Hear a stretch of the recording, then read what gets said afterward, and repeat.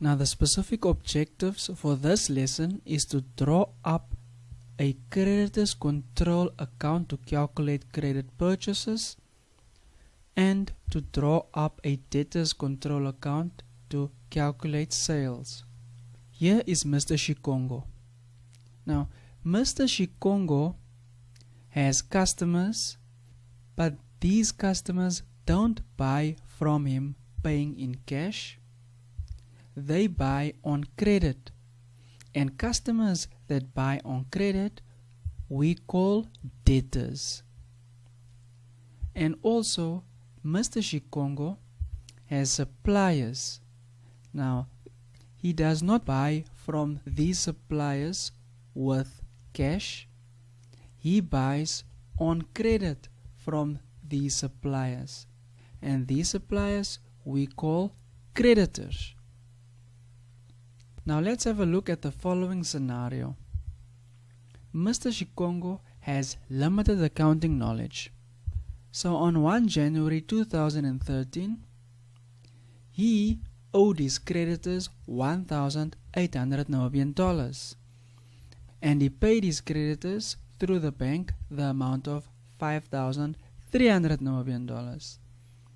And at the end of his financial year, which is 31 December 2013, it shows that Mr. Shikongo owed his creditors $2,500 Namibian. But now Mr. Shikongo is complaining because he says, why does he still owe $2,500 Namibian to his creditors when he in fact paid his creditors $5,300 Namibian? Well, this could be due to he bought more goods on credit from his suppliers. So now we must help Mr. Shikongo calculate how much he bought on credit. Let's have a look at the following formula to determine our ending balance for our creditors. Well, first we'll start off with our beginning balance, then we'll add the credit purchases, then we'll subtract all the payments we made to the creditors, and then we'll end up with our ending balance. But we want to calculate credit purchases, so we need to modify this formula. So our formula will look like this.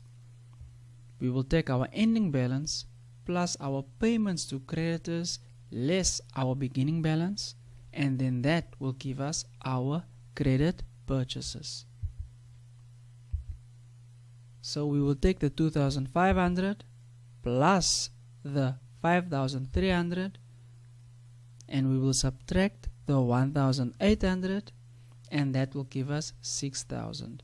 So 6,000 is the amount that Mr. Shikongo bought on credit. Now an important thing to note is that this formula may get complicated to use if additional details such as purchases returned, discount received, and interest paid is given. Hence, in this case, it's advisable to use the control account to compute the balancing figure of credit purchases.